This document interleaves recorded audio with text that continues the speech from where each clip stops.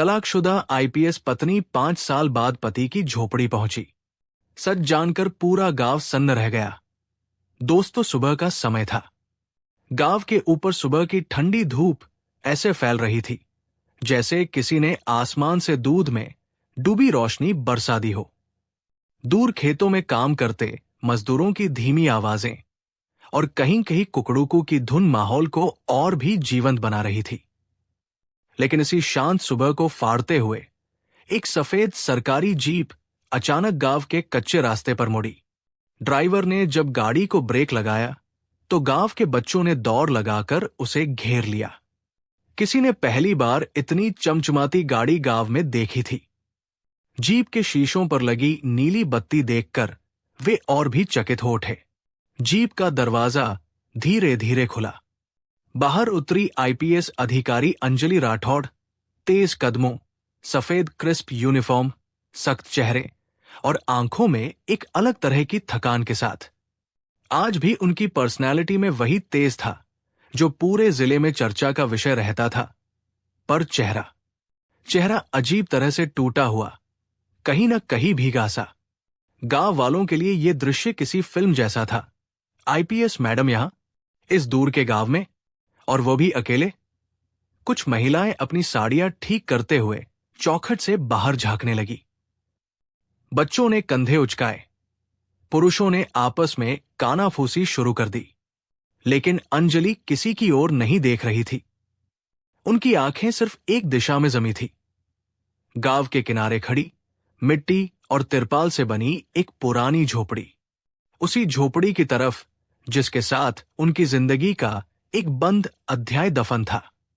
उसी झोपड़ी में रहने वाला आदमी, उनका तलाकशुदा पति राघव।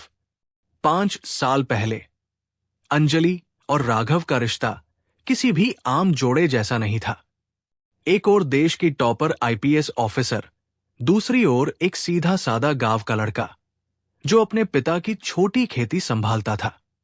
दोनों की मुलाकात संयोग से नहीं, किस्मत से हुई थी। और शादी भी, लेकिन किस्मत अपने हिसाब से खेलती है। अंजलि महत्वाकांक्षी थी, अनुशासन प्रिय। राघव सरल, दिल का नरम, भावनाओं को महत्व देने वाला। दोनों की दुनिया अलग थी, बहुत अलग। शादी के बाद कुछ महीने सब ठीक चला, लेकिन फिर झगड़े शुरू हुए। काम को लेकर, समय को लेकर, अंजलि की ड्यूटी को लेकर, राघव की आर्थिक कमजोरियों को लेकर। और एक दिन बात इतनी बढ़ी कि अंजलि ने तलाक का फैसला ले लिया। राघव ने विरोध नहीं किया। उसने सिर्फ इतना कहा था, अगर तुम्हें लगता है मैं तुम्हें बोझ लगता हूं तो मैं चला जाता हूं। और वो सचमुच चला गया। गांव लौट आया, अपनी झोपड़ी में रहने लगा। अंजलि ने सोचा था कि समय के साथ सब भूल जाएंगी, लेकिन सच ये था कि वो खुद को कभी माफ नहीं कर सकी। उन्हें लगता था कि उन्होंने एक अच्छे इंसान को बस इसलिए खो दिया क्योंकि वह अपनी महत्वाकांक्षा और गुस्से में अंधी थी। लेकिन फिर भी 5 साल तक वो कभी उससे मिलने नहीं गई। ना उसने बुलाया, ना उन्होंने तलाश की। फिर ऐसा क्या हुआ जो आज वो अचानक यहां पहुंची? वर्तमान झोपड़ी की तरफ कदम अंजलि ने गहरी सांस ली। दिल इतना तेज धड़क रहा था कि मानो सीने से बाहर निकल आएगा। उन्होंने झोपड़ी की ओर कदम बढ़ाए। कच्ची मिट्टी पर उनके चमकते जूते धंस रहे थे। उनकी आंखों में डर था, एक अपराधबोध और एक सवाल, क्या वो मुझसे नफरत करता होगा?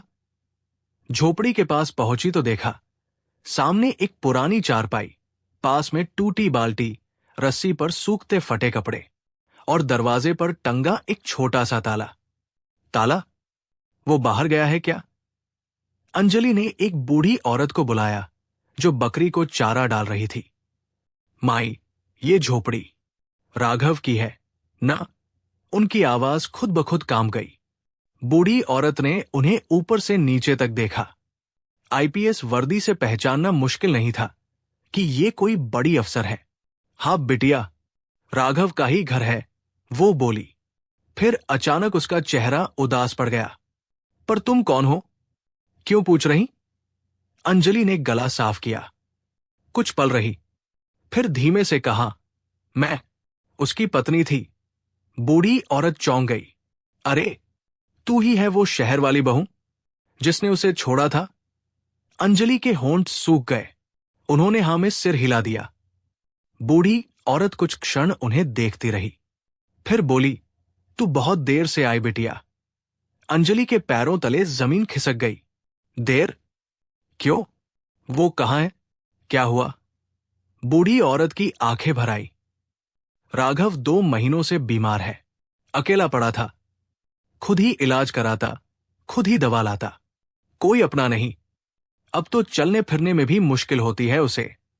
अंजलि की सांस रुक गई। उनका दिल जैसे किसी ने निचोड़ दिया हो। आंखें भर आई, चेहरा फक पड़ गया। बीमार, अकेला, पर किसको बताए नहीं उसने? बुजुर्ग औरत ने कड़वाहट से कहा, किसे बताता? तुझे? तूने तो उसे छोड़ दिया था। उसके पास कौन था? अंजलि चुप। उनकी आंखें धुंधली हो गई। बूढ़ी औरत आगे बोलने लगी, वो आज सुबह अस्पताल गया है, सरकारी अस्पताल, शायद दवा लेने। अंजलि के अंदर कुछ टूट गया। उनकी आंखें लाल हो गई। लोग दूर दूर खड़े होकर ये सब देख रहे थे। पूरी बस्ती में एक अजीब खामोशी उतर आई थी। आईपीएस वर्दी में खड़ी एक महिला, जिसके पास सत्ता है, शक्ति है, ओहदा है, पर आज वो सिर्फ एक गुनहगार पत्नी जैसी दिख रही थी। अस्पताल की तरफ सफर अंजलि तेज कदमों से जीप में वापस बैठी। अस्पताल चलो। तुरंत ड्राइवर ने बिना सवाल किए गाड़ी घुमा दी। रास्ते भर अंजलि की आंखें वैसी ही थी, जैसे कोई टूटा हुआ इंसान भीतर ही भीतर सजा काट रहा हो। दिमाग में सिर्फ एक ही छवि घूम रही थी, राघव का साधारण चेहरा, उसकी मासूम मुस्कान, और वो आखिरी शब्द, अगर तुम्हें लगता है मैं तुम्हें बोझ लगता हूं तो मैं चला जाता हूं। उन्होंने महसूस किया कि उस दिन उन्होंने सिर्फ एक रिश्ता नहीं तोड़ा था, उन्होंने एक भला इंसान खो दिया था। अस्पताल में मुलाकात, अस्पताल छोटा था, पर भीड़ ज्यादा। अंजलि ने धड़कते दिल के साथ रिसेप्शन पर पूछा, राघव गांव का आया है क्या?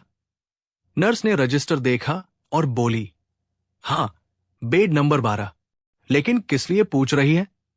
अंजलि ने उत्तर नहीं दिया, बस तेजी से अंदर चली गई।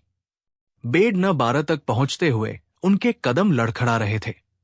उनके शरीर में वर्दी का कोई असर नहीं रह गया था, वो सिर्फ एक टूटी हुई औरत थी। उन्होंने बेड पर नजर डाली। चारपेनुमा अस्पताल बेड पर लेटा व्यक्ति बेहद कमजोर लग रहा था। दाढ़ी बढ़ी हुई, शरीर सूखकर हड्डी जैसा, और आंखें बंद। अंजलि को पैर आगे बढ़ाने में डर लग रहा था। राघव, उनकी आवाज फुसफुसाहट से भी कम थी।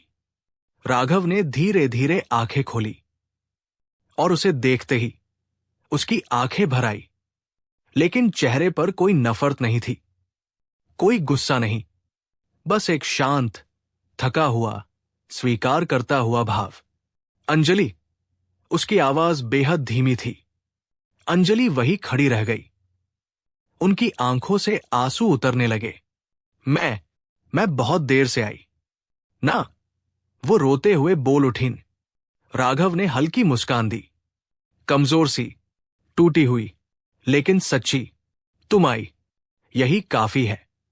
उसके यही 3 शब्द अंजलि के दिल को चीर गए। उन्हें लगा किसी ने अंधेरे में पीछे से आकर उन्हें जकड़ लिया हो। सच का पहला संकेत अंजलि उसके पास बैठी ने हाथ पकड़ लिया। उसकी उंगलियां बेहद ठंडी थी, जैसे लंबे दर्द ने उन्हें जीवन से काट दिया हो। राघव, तुमने मुझे कभी बताया क्यों नहीं? राघव ने आंखें बंद करते हुए बहुत धीमे जवाब दिया, तुम्हारी जिंदगी में मेरी जगह नहीं थी अंजलि, मैं बोझ नहीं बनना चाहता था। अंजलि फूट फूट कर रो पड़ी, लेकिन राघव के अगले शब्द उन्होंने उनकी आत्मा तक हिला दी। और बहुत सी बातें हैं जो तुम नहीं जानती, जब जानोगी तो और भी रोगी। अंजलि ने सिर उठाया। कौन सी बातें? राघव, सच बताओ। राघव ने आंखें उनके चेहरे पर टिकाई। उसकी नजरों में एक अजीब सा खालीपन था, जैसे कोई गहरा राज भीतर दफन था। सब बताऊंगा, लेकिन अभी नहीं। अंजलि ने उसका हाथ कसकर पकड़ लिया।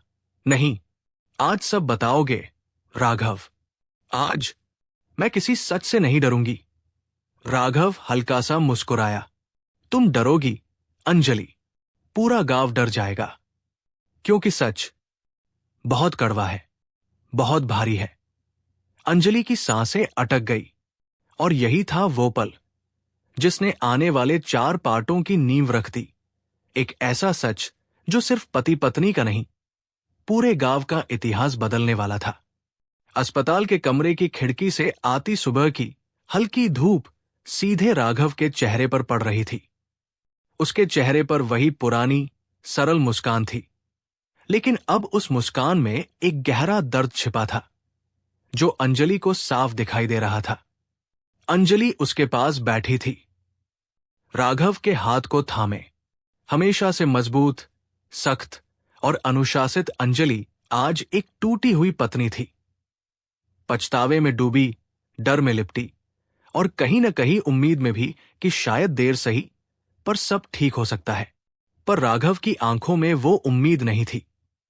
उसके चेहरे पर एक शांत, स्वीकार भाव था, मानो वो सब कुछ पहले से जानता हो कि ये मुलाकात आखिरी है या शुरुआत। कमरा शांत था। दीवार की घड़ी की टिक-टिक ही एकमात्र आवाज थी। कुछ पल बाद अंजलि धीरे से बोली, राघव, वो कड़वा सच क्या है? तुम क्यों कह रहे हो कि पूरा गांव सन्न रह जाएगा? राघव ने हल्की सांस ली।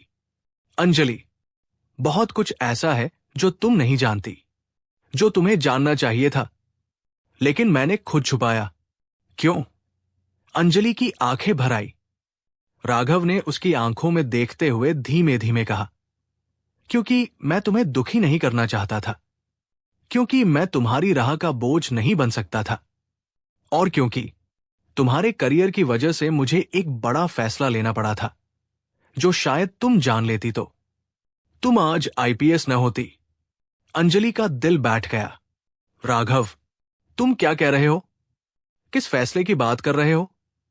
राघव ने कुछ पल आंखें मूंद ली, फिर कहा, 5 साल पहले तुम्हारे खिलाफ एक झूठी शिकायत दर्ज हुई थी। तुम्हारे प्रमोशन के ठीक 1 हफ्ते पहले वो शिकायत अगर आगे बढ़ती तो तुम्हारा करियर खत्म हो सकता था। अंजलि सन्न रह गई, उनकी सांस अटक गई। कुछ पल बाद वो टूटी आवाज में बोली, पर मेरी फाइल में तो ऐसी कोई शिकायत दर्ज ही नहीं हुई, मुझे तो कभी बताया ही नहीं गया। राघव ने उसकी उंगलियों को हल्के से दबाया, क्योंकि मैंने उसे दर्ज ही नहीं होने दिया। अंजलि अपनी सांस रोककर राघव को देखती रही। राघव ने धीरे धीरे बोलना शुरू किया। वो शिकायत गांव के कुछ धनी लोगों ने की थी। उन्हें तुम्हारी जांच पड़ताल से डर लगता था। तुमने उनके कई गैरकानूनी काम पकड़े थे। वे चाहते थे कि तुम्हें किसी भी तरह गिराया जाए। उन्होंने मुझ तक बात पहुंचाई और बदले में मांग की कि मैं तुम्हारे खिलाफ बयान दूं, ताकि शिकायत मजबूत हो जाए। अंजलि का चेहरा सुन्न हो गया। उन्होंने तुमसे मेरे खिलाफ बयान मांगा? हां, राघव ने कहा। वे जानते थे कि तुम्हारे पति का बयान सबसे भारी पड़ेगा, और अगर वो बयान जाता तो तुम्हारा प्रमोशन रुक जाता, शायद तुम्हें 3 साल तक निलंबित भी कर दिया जाता। अंजलि की आंखें भर आई। राघव, तुमने मुझे क्यों नहीं बताया? तुमने अकेले कैसे झेला ये सब? राघव ने थककर मुस्कुराया, क्योंकि मैं नहीं चाहता था कि तुम्हारे करियर में मेरा नाम कभी अड़चन बने। तुम्हें सिर्फ आगे बढ़ते देखना चाहता था, चाहे मुझे पीछे हटना पड़े। अंजलि के गालों पर आंसू बहने लगे। फिर तुमने किया क्या? राघव ने धीमी आवाज में कहा। मैं उन लोगों के सामने सीधा खड़ा हो गया, साफ कह दिया कि मैं झूठा बयान नहीं दूंगा। उन्होंने धमकाया, लालच दिया, पर मैं नहीं माना। उसके बाद अंजलि फुसफुसाई। उसके बाद उन्होंने मुझ पर हमला करवाया। मुझे इतना मारा कि महीने भर बिस्तर से नहीं उठ पाया। लेकिन बात इतनी ही नहीं थी। अंजलि अभी तक जितना सुन चुकी थी वो काफी था उन्हें तोड़ने के लिए, पर आगे जो आने वाला था वो उनके लिए सहने से कहीं ज्यादा भारी था। राघव ने बोलना जारी रखा। उन्हें डर था कि अगर मैं बच गया तो मैं पुलिस में शिकायत कर दूंगा, इसलिए उन्होंने तुम्हें भी इसमें घसीटने की धमकी दी। कहा कि अगर मैंने उनका साथ नहीं दिया तो वे तुम्हारा करियर खत्म कर देंगे, तुम्हें गलत केस में फंसा देंगे, तुम्हारे विभाग में अफवाहें फैलाएंगे और तुम्हारा नाम बर्बाद कर देंगे। अंजलि ने राघव का हाथ कसकर पकड़ लिया। उनकी सांस कांप रही थी। राघव, तुमने मुझसे कुछ क्यों नहीं कहा? मैं तुम्हारे साथ लड़ती। मैं अपनी वर्दी की कसम खाती हूं। मैं किसी भी कीमत पर उन्हें छोड़ती नहीं। राघव ने कमजोर हंसी के साथ कहा, यही वजह थी कि मैंने तुम्हें कुछ नहीं बताया। तुम मजबूत हो, जिद्दी हो और अत्यंत ईमानदार।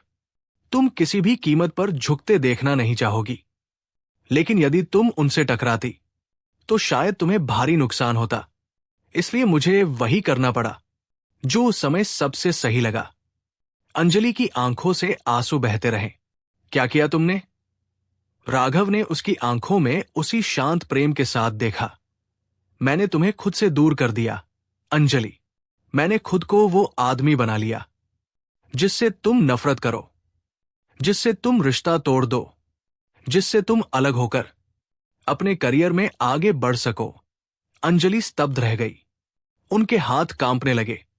उन्होंने सिर झुकाकर रोना शुरू कर दिया। राघव, तुमने मेरे लिए अपना जीवन बर्बाद कर दिया। तुमने मेरे सपनों के लिए खुद को अकेला कर लिया। तुमने मुझे बचाने के लिए हमारी पूरी शादी दांव पर लगा दी। राघव ने बहुत धीरे से कहा, हां, क्योंकि प्यार कभी कभी साथ रहने में नहीं, बल्कि किसी को बचाने के लिए दूर हो जाने में भी होता है। अंजलि उसके सीने पर सिर रखकर रो पड़ी। उस क्षण अस्पताल का कमरा किसी मंदिर जैसा पवित्र लगने लगा था। एक पत्नी टूट रही थी, एक पति मुस्कुरा रहा था, और उनके बीच खड़ा था 5 साल का गलतफ हमी का पहाड़ जो अब पिघल रहा था। कुछ मिनट बाद अंजलि ने खुद को संभाला और पूछा, राघव, अगर तुमने ये सब मेरे लिए किया तो 5 साल तक मुझसे दूर क्यों रहे? क्यों नहीं लौटे? क्यों अकेले जूझते रहे? राघव की आंखें गहरी हो गई। क्योंकि अंजलि, मैंने माना था कि अगर मैं तुम्हारी जिंदगी में रहूंगा तुम कभी आज की आईपीएस अंजलि राठौड़ नहीं बन पाओगी। और सच कहूं, मुझे डर था कि अगर तुमने मेरा सच जान लिया तो तुम वापस मेरे पास आना चाहोगी, और मैं नहीं चाहता था कि तुम्हें तुम्हारा करियर, तुम्हारा भविष्य या तुम्हारी प्रतिष्ठा खोनी पड़े। अंजलि दर्द से चीख पड़ी। तो तुम ये सब अकेले सहते रहे, बीमार हुए, टूटे, तबाह हुए, और मुझे लगा कि तुम मुझे छोड़कर चले गए। राघव की आंखें नम हो गई। हां, मैं अकेला था, लेकिन मुझे लगा था कि तुम खुश हो, और वही मेरे लिए काफी था। अंजलि की सांस रुक गई। आज वो पूरी दुनिया की सबसे असफल इंसान महसूस कर रही थी। राघव, तुमने मुझे अपने दर्द से भी दूर रखा, राघव ने कहा, क्योंकि ये मेरा फैसला था, मेरा बोझ। अंजलि रोते हुए धीरे से बोल पड़ी, लेकिन आज मैं आई क्यों, जानते हो? राघव ने हल्के से सिर हिलाया। अंजलि बोली, क्योंकि मेरा दिल हर दिन चीखता था कि मैंने किसी अच्छे इंसान को खो दिया, और जब सुना कि तुम बीमार हो, अकेले हो, तो मेरे कदम खुद ब खुद भागते हुए आए। राघव उसे दर्द भरी मुस्कान के साथ देखता रहा। अंजलि, जिंदगी ने तुम्हें बहुत ऊंचाई दी है, पर मैं अब तुम्हारी जिंदगी का हिस्सा नहीं बन सकता। अंजलि घबरा गई। क्यों? क्यों नहीं? राघव ने खिड़की से बाहर देखा, जहां धूप फैल रही थी। क्योंकि मेरे पास अब ज्यादा समय नहीं है। अंजलि का दिल धड़कना बंद हो गया। क्या मतलब? राघव की आंखों में एक भारी सच तैर गया। मेरा इलाज देर से शुरू हुआ है। डॉक्टरों का कहना है कि स्थिति गंभीर है। अंजलि ने चीख मारकर उसका हाथ पकड़ा। नहीं राघव, तुम मुझे ऐसे छोड़ नहीं सकते। मैं फिर से तुम्हें नहीं खोऊंगी। नहीं, नहीं। राघव ने उसके सिर पर हाथ रखकर कहा, अंजलि, अभी बहुत कुछ जानना बाकी है। मेरे बीमार होने का असली कारण, उस झोपड़ी का सच और उन 5 सालों का राज। अंजलि की आंखें फैल गई। राघव ने धीमे से कहा, वो सच जिसे सुनकर पूरा गांव सन्न रह जाएगा। अंजलि का दिल धड़कता रह गया। क्या? कौन सा सच? राघव ने आंखें बंद कर ली। वो मैं कल बताऊंगा। अभी थोड़ी देर आराम चाहिए। और कमरा फिर खामोश हो गया। अंजलि उसे देखती रह गई। उनकी आंखें डर, प्यार, पछतावा और बेचैनी से भरी हुई थी। आज उन्हें सिर्फ एक सच पता चला था, पर आगे जो आने वाला था वो सिर्फ उनका रिश्ता नहीं, बल्कि गांव का पूरा इतिहास बदलने वाला था। अस्पताल के बाहर शाम धीरे धीरे उतर रही थी। आसमान नारंगी और हल्के बैंगनी रंग में रंगा हुआ था, जैसे खुद प्रकृति किसी गहरे दुख की तैयारी कर रही हो। अंजलि अकेली उस बरामदे में बैठी थी, जहां हवा की हल्की ठंडक उनके चेहरे को छू रही थी, पर उनके भीतर उठ रहे तूफान को शांत नहीं कर पा रही थी। राघव सो गया था, या यूं कहें कि डॉक्टरों ने कहा था उसे आराम चाहिए। लेकिन अंजलि को कैसे आराम मिलता? उनके दिल में लाखों सवाल चुभ रहे थे। उनकी आंखों के सामने बार बार वही एक बात घूम रही थी, अंजलि, अभी बहुत कुछ जानना बाकी है। मेरे बीमार होने का असली कारण, उन 5 सालों का सच जिसे सुनकर पूरा गांव सन्न रह जाएगा। ये शब्द जैसे किसी मंदिर की घंटी की तरह लगातार उनके कानों में गूंज रहे थे। वे खड़ी हुई, धीरे से आईसीयू वार्ड की ओर देखा, और उनकी आंखों में एक चमक उभरी। कल नहीं, मुझे आज ही सच चाहिए, चाहे वो कितना भी दर्द देने वाला क्यों न हो। लेकिन कमरे में जाने ही वाली थी कि डॉक्टर ने हाथ उठाकर रोक दिया। मैडम, प्लीज, मरीज को अभी आराम चाहिए। उनकी तबीयत कल जांचनी है, तब आप बात कर लीजिएगा। अंजलि ने मजबूर होकर सिर हिलाया, पर उनकी आंखें कह रही थी कि वो एक पल भी और इंतजार नहीं कर सकती। वे वापस बेंच पर आकर बैठ गई। धीमी हवा चल रही थी, और वो हवा जैसे अंजलि के भीतर दबी पीड़ा को और भी बड़ा कर रही थी। कुछ देर बाद अचानक एक बूढ़ा आदमी, जो शायद अस्पताल में किसी मरीज को देखने आया था, दवाई लेकर लौट रहा था। उसने अंजलि को गहन चिंता में बैठे देखा। उसने सिर झुकाकर सम्मान से कहा, मेम साहब, आप राघव की पत्नी हो ना? अंजलि चौंक कर उसे देखने लगी। हां, पर आप कैसे जानते हैं? बूढ़ा आदमी हल्की हंसी के साथ बोला, गांव छोटा है और रिश्ता बड़ा था। राघव बहुत नेक इंसान है, उसके बारे में सब जानते हैं, पर उसके अंदर बहुत कुछ ऐसा भी दबा है जो शायद आपको भी नहीं पता होगा। अंजलि की रीढ़ में सिहरन दौड़ गई। क्या मतलब? आपको क्या पता है? बूढ़ा आदमी पास आकर धीमे स्वर में बोला, इस गांव में बहुत गहरे राज छुपे हैं, मेम साहब, और राघव उन सबका अकेला गवाह है।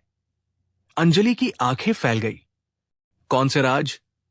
बूढ़ा आदमी नजरें झुकाकर बोला, ये बात राघव ही बताए तो अच्छा है, लेकिन मैं इतना कह सकता हूं, जिस दिन वो सच खुला, उस दिन गांव की कई नींव हिल जाएंगी।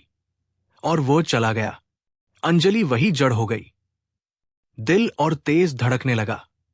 अब तो उन्हें और भी बेचैनी होने लगी। लगता था उनका सीना फट जाएगा।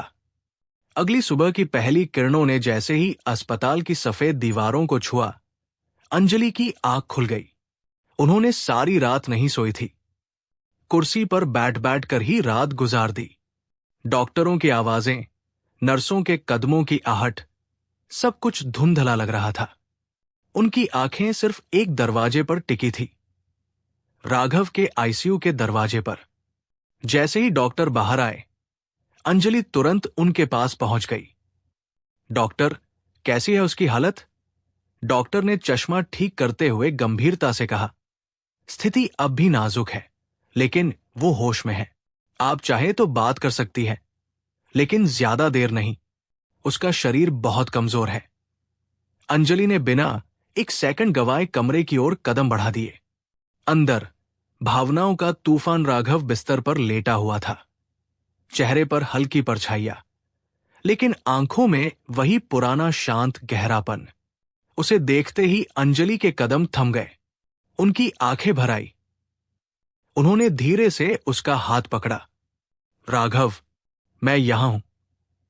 राघव ने आंखें खोली और एक मुस्कान उभरी, कमजोर पर सच्ची। तुमने रात भर नींद नहीं ली? उसने धीमे से पूछा। अंजलि की आंखों में दर्द भर आया। नींद? तुम इस हालत में हो और मैं सो जाऊं? राघव, मुझे सब जानना है, अभी, आज। सच क्या है? वो 5 साल तुमने क्या झेला? तुमने मुझसे क्या छुपाया? और वो राज क्या है जिसके खुलने से पूरा गांव हिल जाएगा? राघव ने गहरी सांस ली। उसके चेहरे पर थकान और दर्द साफ दिख रहा था। अंजलि, ये सब बातें आसान नहीं हैं और शायद तुम सुनकर टूट जाओगी। अंजलि का गला भर आया। मैं पहले ही टूट चुकी हूं, राघव। अब केवल सच मुझे बचा सकता है या फिर खत्म कर सकता है। बोलो, क्या है वो सच? कमरे में एक लंबी खामोशी उतर गई। खिड़की से आती धूप उनके बीच के दर्द को और भी उजागर कर रही थी। राघव ने धीरे से बोलना शुरू किया। अंजलि, मेरी बीमारी सिर्फ बीमारी नहीं है, मुझे जहर दिया गया था। अंजलि का शरीर कांप गया, उनकी उंगलियां सख्त हो गई। जहर? किसने? क्यों? राघव ने आंखें बंद कर ली, मानो दर्द फिर से जाग उठा हो। क्योंकि मैंने गांव के सबसे बड़े राज को बचाया था और उसी चाल में फंस गया। वो लोग नहीं चाहते थे कि मैं जिंदा रहूं, क्योंकि मैं वो सब जानता हूं जो जानने का हक इस गांव के किसी इंसान को नहीं होना चाहिए था। अंजलि की सांस बंद होने लगी। कौन सा राज, राघव? साफ साफ बताओ। राघव ने कांपती आवाज में कहा। 5 साल पहले, जिस समय तुमने तलाक लिया, उसी समय गांव के कुछ नेता, जमींदार और 2 पुलिस अफसर मिलकर एक बड़ा अपराध कर रहे थे। जमीनों की अवैध कब्जेदारी, गरीबों के नाम पर फर्जी कर्ज और रात में होने वाली तस्करी। अंजलि ने हैरानी से कहा, यह सब मुझे क्यों नहीं बताया गया? मैं तो आईपीएस थी, मुझे बताना चाहिए था। राघव ने कड़वी हंसी हंसी। यही तो था उनका डर। वे जानते थे कि तुम ईमानदार हो। अगर तुम तक ये बात पहुंचती तो तुम अकेले उनके पूरे सिंडिकेट को तबाह कर देती। इसलिए उन्होंने मुझे लक्ष्य बनाया, क्योंकि मैं कई बार रात में खेतों के पास उन्हें देख लेता था। और एक रात, राघव की आवाज टूट गई। अंजलि ने उसका हाथ और कसकर पकड़ लिया। क्या हुआ उस रात? राघव ने नजरें उठाकर अंजलि की आंखों में देखे और कहा, उस रात मैंने वही देखा जो नहीं देखना चाहिए था। गांव के बाहर जंगल में कई ट्रकों के जरिए अवैध सप्लाई हो रही थी। हथियार, शराब और शायद कुछ और उसी रात उन्होंने मुझे पकड़कर बहुत मारा और जाते जाते कहा, अगर जिंदा रहना है तो चुप रहो, अगर पत्नी को बचाना है तो उससे दूर रहो।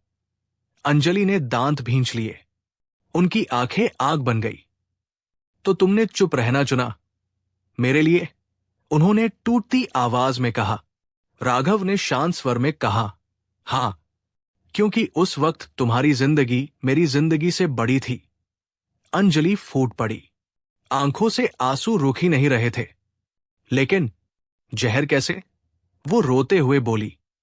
राघव ने आंखें झुकाई। 2 साल पहले से उन्होंने मेरे खाने में धीरे धीरे जहर मिलवाना शुरू किया, ताकि मेरी मौत एक बीमारी लगे, कोई सबूत न मिले और राज दफन रहे। अंजलि का दिल किसी ने मरोड़ दिया हो जैसे। उनकी सांसें टूट रही थी। राघव, तुमने मुझे क्यों नहीं बताया? मैं तुम्हें बचा लेती, मैं उन सबको खत्म कर देती। तुमने मुझे अकेले क्यों छोड़ दिया? राघव ने बेहद धीमी आवाज में कहा, क्योंकि अगर तुम सच जानती तो तुम खुलकर लड़ती, और शायद आज तुम भी किसी अस्पताल में होती। या अंजलि ने उसका हाथ अपने सीने पर रख लिया और जोर से कहा, या क्या? बोलो।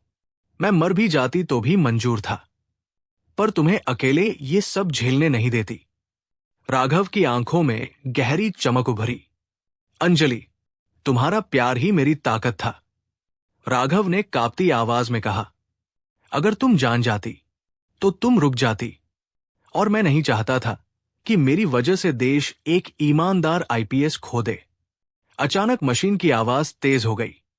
Beep beep. अंजलि ने उसे झकझोर दिया।